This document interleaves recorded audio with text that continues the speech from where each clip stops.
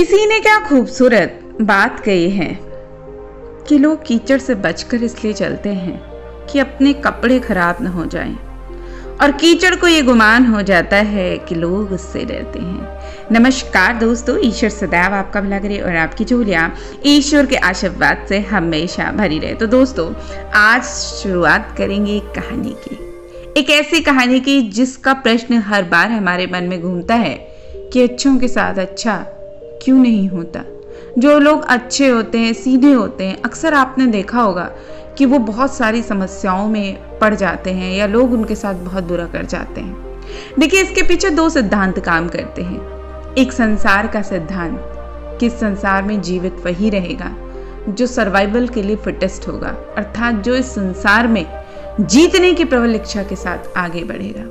और दूसरा सिद्धांत कहता है धर्म और कर्म का सिद्धांत कि पिछले जन्म में आपने बहुत सारे ऐसे बुरे कर्म किए थे जिसकी वजह से इस जन्म में आप एक ऐसे इंसान के रूप में जन्म लेते हैं जहां आप अपने लिए खुद के लिए प्रयास नहीं करते हैं और लोग आपके साथ बुरा कर भी जाते हैं तो आप कुछ नहीं करते। लेकिन कौन सा सिद्धांत सही है, यह आपकी परिस्थिति और आपके ऊपर डिपेंड करता है कि आप उसको कैसे लेते हैं। तो चलिए बात करते हैं कहानी की। देखिए, एक आम निष्कर्ष है कि अगर आप शेर को नहीं छेड़ते, इसका मतलब ये नहीं है कि शेर भी आपको नहीं खाएगा। तो फिर क्या ये संसार हमेशा से इसी तरह संचालित होता आया है? एक बड़ी रोचक कहानी है कि एक बार किसी जंगल में एक लड़का नदी किनारे घूम रहा था। तभी उसने एक दुखी और हताश स्वर में किसी के रोने की आवाज सुनी। उसने देखा कि एक मगरमच्छ जाल में उलझा हुआ है और मदद के लिए पुकार लगा रहा है। वो लड़का उसकी मदद करना चाहता था, परंतु उसे उस पर संदेह भी था। मगरमच्छ कहता है, कृपया मेरी मदद करो, मुझे बचा लो, मुझे रिहा कर दो। तो लड़का कहता है, अगर मैं आपकी मदद करता हूं तो आप आजाद होते ही मुझे खा भी सकते हो। मगरमच्छ रोता है, मैं उस व्यक्ति को कैसे खा लूंगा जिसने मेरी जान बचाई। इस विशाल जंगल में बहुत से जीव जंतु हैं जिन्हें मैं खाना चाहता हूँ या मैं खा सकता हूँ। आप विश्वास रखें कि मैं आपको हानि नहीं पहुंचाऊंगा और मैं जीवन भर आपका ऋणी रहूंगा। अब उस लड़के को थोड़ी दया आ जाती है। उसने जाल काटना शुरू कर दिया और जैसे ही मगरमच्छ का सर जाल से बाहर आता है, वो लड़के के पैर को अपने जबड़े में जकड़ लेता है। मगरमच्छ कहता है, मैं बहुत दिनों से भूखा हूं, तुम एक बड़े अच्छे शिकार हो। लड़का कहता है, क्या बकवास है, लानत है तुम पर, मेरी भलाई का अच्छा सिला दे रहे हो तुम। मगरमच्छ कहता है, मैं क्या कर सकता हूं, यही दुनिया का दस्तूर है। अब लड़का रोते हुए कहता है, ये बात पूरी तरह से अनुचित है, ये अन्याय है। तो मगरमच्छ कहता है, अनुचित से क्या मतलब है तुम्हारा, किसी से भी पूछ लो, वो तुम्हें बताएंगे कि ये संसार कैसे संचालित होता है। अगर वो मुझे गलत साबित करते हैं तो मैं तुम्हें जाने दूंगा। अब लड़के ने पास के पेड़ पर एक पक्षी को देखा और उससे पूछा, क्या आपको लगता है कि मगरमच्छ की जो हरकतें हैं वो उचित हैं?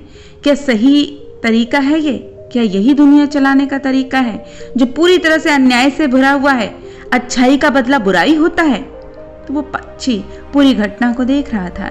उसने तुरंत जवाब दिया, मगरमच्छ सही है। उसने बताया कि कैसे उसने बहुत मेहनत से घोंसला बनाया, अपने अंडे दिए और फिर एक दिन सांप ने आकर सारे अंडे निगल लिए और उसकी मेहनत बेकार चली गई। उसने कहा कि निसंदेह यह दुनिया एक उचित जगह नहीं है, और इतना कहकर वह उड़ गई। मगरमच्छ ने सुना। उसने कहा, देखा लड़के, और ऐसा कहते ही उसने अपनी पकड़ और मजबूत कर दी। लड़का कहता है, रुको। लड़के ने फिर पास ही एक गधे को चढ़ते देखा। उसने उससे भी यही प्रश्न किया। तो गधे ने कहा, दुर्भाग्य से ये मगरमच्छ ही सही है। जब मैं छोटा था तो मेरे मालिक ने मेरी पीठ पर बोझ लाद दिया, मुझसे अधिकतम काम लिया। मैंने उसे वर्षों तक ईमानदारी से सेवा की, और अब जब मैं बूढ़ा और कमजोर हो गया तो उसने मुझे ये कहते हुए इस जंगल में छोड़ दिया कि मुझे खाना नहीं दे सकता। अब कभी भी कोई शेर मुझे अपना शिकार बना सकता है। तो मगरमच्छ सही है, इस संसार में बहुत अन्याय है, असमानता है, अनुचितता है। तब मगरमच्छ कहता है, अब बहुत हो गया, मुझे भूख लग रही है, तुम ईश्वर से अपनी अपनी अंतिम प्रार्थना कर लो। तो लड़के ने कहा, मुझे एक अंतिम अवसर दो, मुझे उस खरगोश से भी कुछ पूछ लेने दो। मगरमच्छ ने कहा, चूंकि तुमने मुझे बचाया है इसलिए मैं तुम्हें एक अंतिम मौका देता हूं। अब सवाल पूछने पर खरगोश का जवाब पक्षी और गधे से थोड़ा अलग था। खरगोश कहता है, यह पूरी तरह से बकवास है, ऐसा बिल्कुल नहीं है, ये दुनिया एक अच्छी जगह है। तो मगरमच्छ कहता है, क्या बकवास है मूर्ख खरगोश, बेशक ये दुनिया एक अनुचित जगह है, मुझे देखो, मैं बिना किसी गलती के इस जाल में फंस गया था। खरगोश कहता है, ऐसा लग रहा है जैसे कोई मुंह में पान रखकर बातें कर रहा है, जरा साफ से जोर से बोलो। तो मगरमच्छ ने कहा, मैं तुम्हारी चालाकी समझ रहा हूं, मैं अपना मुंह जैसे ही खोलूंगा ये लड़का बच जाएगा। खरगोश कहता है, तुम मूर्ख हो, क्या तुम भूल गए कि तुम्हारी पूंछ कितनी मजबूत है? यदि यह भागने की कोशिश करता है तो यह मर जाएगा। तुम यहाँ के आसपास के सबसे ताकतवर जानवर हो। मगरमच्छ ने जब इस प्रशंसा को सुना तो खुश हो गया और तर्क जारी रखने के लिए जैसे ही अपना मुंह खोला, खरगोश चिल्लाता है, भागो लड़के भागो, दूर भाग जाओ। और लड़का आजाद होते ही पूरी ताकत लगाकर भाग गया। अब मगरमच्छ कहता है, धोखेबाज खरगोश, तुमने मेरा खाना छीन लिया, ये बड़ा अनुचित है। तो खरगोश कहता है, उचित अनुचित की बात तुम ना करो तो बेहतर ही होगा। लेकिन कहानी अभी यहीं खत्म नहीं होती है। कहानी के आगे और भी ऐसी बातें हैं जो आपको हैरानी में डाल देगी। अब होता क्या है कि वो लड़का गांव भाग गया और सभी पुरुषों को इकट्ठा कर लिया, अपने भाले तलवार लेकर आया और मगरमच्छ को मार डाला। उनका पालतू कुत्ता भी उनके साथ आया था। उसने खरगोश को देखा और वो खरगोश के पीछे भाग लिया। लड़का अब अपने कुत्ते के पीछे भागता है, वो अपने कुत्ते को पकड़ने की कोशिश करता है। उसने कहा कि इस खरगोश ने मेरी जान बचाई थी, उस पर हमला मत करो, लेकिन तब तक बहुत देर हो चुकी थी। कुत्ते ने खरगोश की कोमल गर्दन में अपना नुकीले दांत गाड़ दिए थे। खरगोश अब फर की बेजान गेंद से ज्यादा कुछ नहीं था। तब लड़का बोलता है, शायद मगरमच्छ से ही था। दुनिया अनहोनी और अनिश्चितताओं से भरी हुई है। यही जीवन है। यहाँ लोग बुराई ही करते हैं और जो बुराई करते हैं वही ज्यादा सफल होते हैं। लेकिन इसके अलावा भी बहुत सारी चीजें हैं। हो सकता है आप बहुत आध्यात्मिक हो, अच्छे हो, इसका इस बात से कोई संबंध नहीं है कि आपको कितना कष्ट सहना पड़ेगा।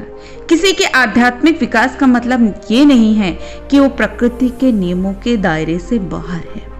इससे कोई फर्क नहीं पड़ता कि कोई लड़का है, मगरमच्छ है, गधा है, खरगोश है। जीवन की कोई गारंटी नहीं और शायद यह अनिश्चितता ही हमारे जीवन को साहसिक बनाती है। इसलिए अपने आप को इतना भी कमजोर ना बनाएं और इतना भी कमजोर ना रखें कि हर कोई आपका फायदा उठाकर चला जाए। अच्छा या महान होना आपको शारीरिक या मानसिक रोगों से नहीं बचा सकता है। अच्छा होने का मतलब ये नहीं है कि भगवान खड़े होकर आपकी सहायता करने लगेंगे, क्योंकि उन्होंने आपको दिमाग दिया, 2 हाथ दिए तो पैर दिए, कहा कि इसका प्रयोग भी करो। अच्छा होने का मतलब ये नहीं है कि आपकी जिंदगी में कभी कोई दुख नहीं आएगा। अच्छा होने का मतलब ये नहीं है कि आपकी जिंदगी में कभी कोई परेशानी आएगी ही नहीं। आप हर प्रतियोगिता परीक्षा में सफल ही हो जाएंगे। यदि आप किसी से प्यार करते हैं तो वो आपके साथ हमेशा प्यार का ही व्यवहार करेगा, वो आपको कभी धोखा नहीं देगा। तो फिर सवाल उठता है, क्यों ना हम बुरे हो जाएं जैसे सारी दुनिया है? तो मैं ये कहना चाहूंगी जी बिल्कुल नहीं। अच्छाई हमें चुनौतियों और कठिनाइयों का सामना करने की ताकत देती है। हमारी चुनौतियां हमें परखती हैं और उससे हमारा एक दृष्टिकोण निर्धारित होता है।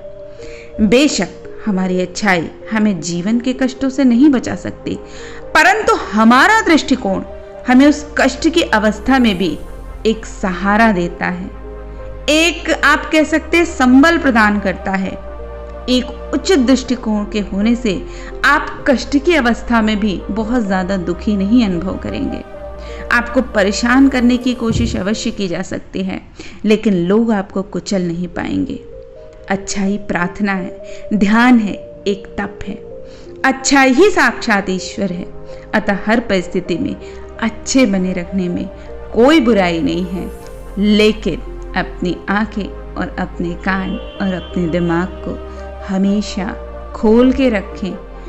गलत से गलत के जैसा होकर ना लड़ें, लेकिन विरोध अवश्य करें।